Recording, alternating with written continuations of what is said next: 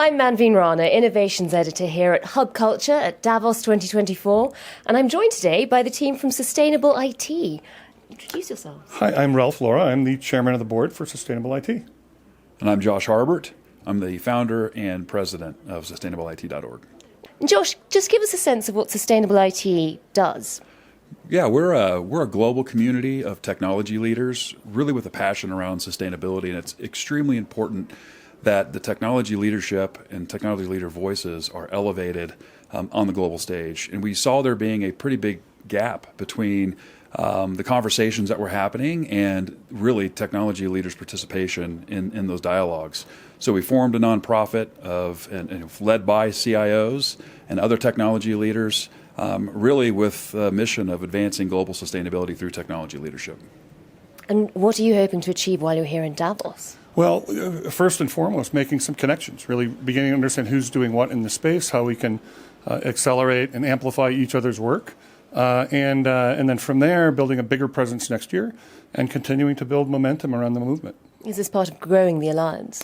Yeah, absolutely. We're only about 2 years old, and we already have a very active board. We've got a number of member companies, about 60 or so member companies, who've signed on to the initiative and signed on to the work. And it's about expanding on that and growing that to have a bigger global impact.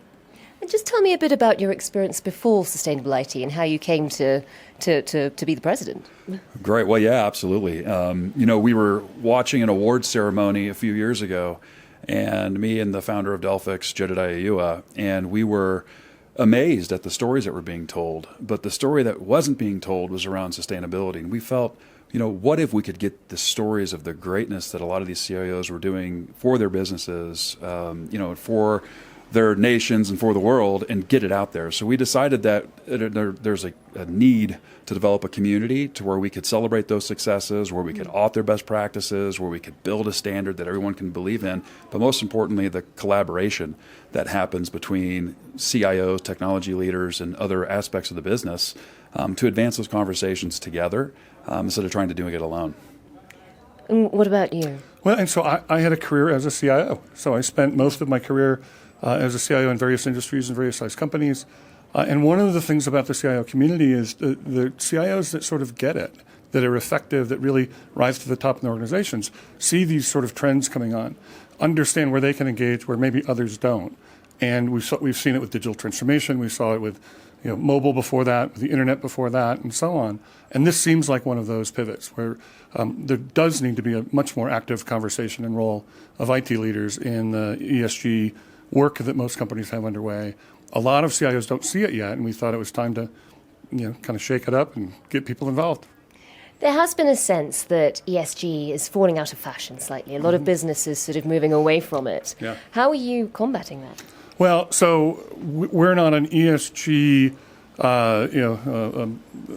we're not here about marketing your ESG work, right? So our view is the reason that you do digital transformation, for example, wasn't because it was cool, it was the shiny object. The reason you do it is because it had net value to your company.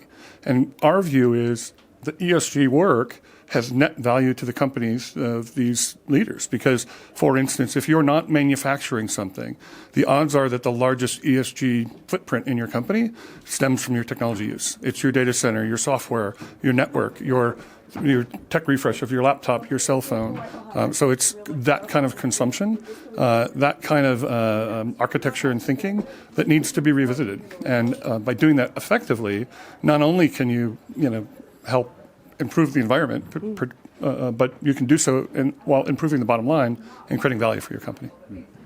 And are you still optimistic that sustainability does still matter to businesses? We have seen this sort of slight peddling away. We've seen some governments even moving away from their targets. Do you think it's still making a difference? Yes. Although some are reframing their targets, I think that there's still those that are super passionate around the impact sustainability should make. But there's also still the CSRD. There's other regulations and reporting requirements that companies can't shy away from that have very real ramifications and fines for not living up to those standards.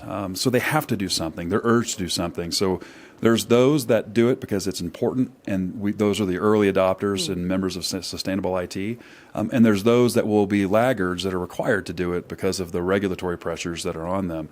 But when it's all said and done, it's going to be a part of how people do business down the line. It's just going to be a part of defining projects, the way they think about investments, how we look at innovation, the climate, social goals, and how we govern that is absolutely going to be important for years to come.